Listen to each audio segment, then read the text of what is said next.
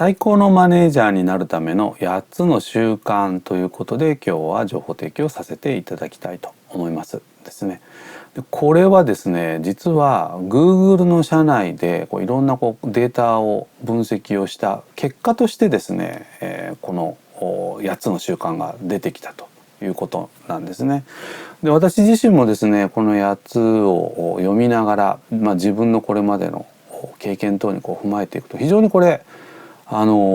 誰でも納得できるというか、非常にこの納得度の高い内容になっておりますので、ちょっと今日はそれを引用しながらですね、私なりの解釈も含めながらご紹介をさせていただければと思いますね。でこの習慣1から8まであるんですけども、これ優先順位順に並んでますのでね、そんな意味合いで聞いていただけるとよろしいんではないかなと思いますね。まず1点目なんですけども、習慣1、良いコーチであれということなんですね。今本当にコーチングスタイルというのがですね、非常にもてはやされてというか、重要ですからね、そうなんですけどね、これがまず一つ目に来ていますということなんですね。ですから部下メンバーを叱咤激励しながら、結果につなげていけられるコーチとしてのマネージャーというのが今の時代やっぱ求められているということなんですね。でコーチですからね、まずやっぱり相手を認めてあげること、それから話をきちんと聞いてあげることで、必要に応じて質問をすること、このようなコーチングのスキルっていうのは当然のことながら必要ですよねと。で結果として、部下のワークエンゲージメントを高めていく、こういうところがゴールになってこようかと思いますね。それから今度習慣の2ですけれども、部下に権限を委譲せよと。でマイクロマネジメントはするなということなんですね。どうしても職場の中で部下がいるとですね、その一挙一投足が気になってですね、いろんな細かい指示を出しがちなんですけれどもね、そうではなくってね、意識的に権限を委譲する、すなわち仕事を任せましょうということなんですね。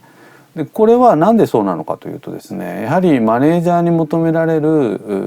重要なアウトプットはやっぱり組織力強化ですのでね、マネージャー一人が頑張ればいいという時代はもうすでに終わっていますね。ですから部下一人一人の強みを見ながら、それがパフォーマンスつながるようにですね、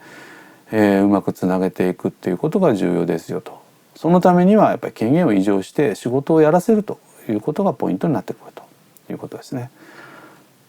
続いて習慣の3ですね。部下の成功と幸せに関心を持てということなんですね。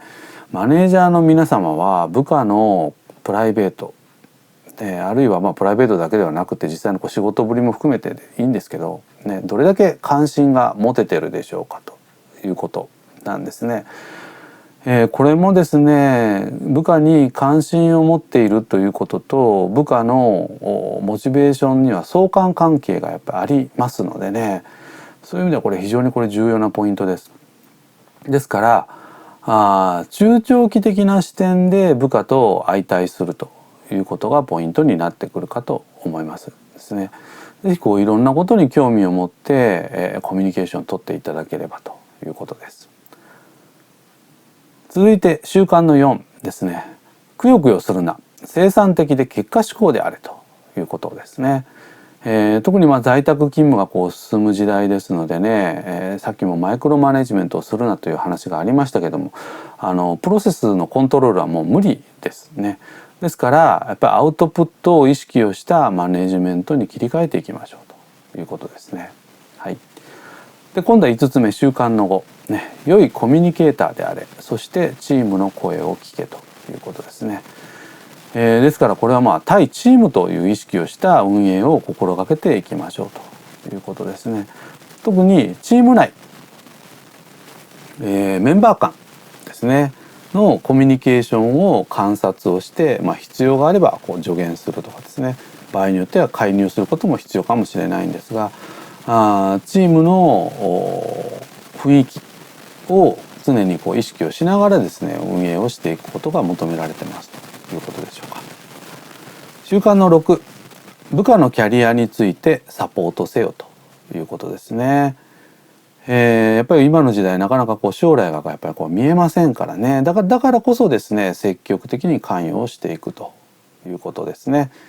それぞれのメンバーの考えていることっておそらくね全然違うと思うんですけど、そこをきちんと受け止めてあげるところからですね、まずは始めてはいかがでしょうかということです。続いて習慣の7、ね、明確なチームのビジョンと戦略を持てということですね。ですから、期限を切ったゴールイメージ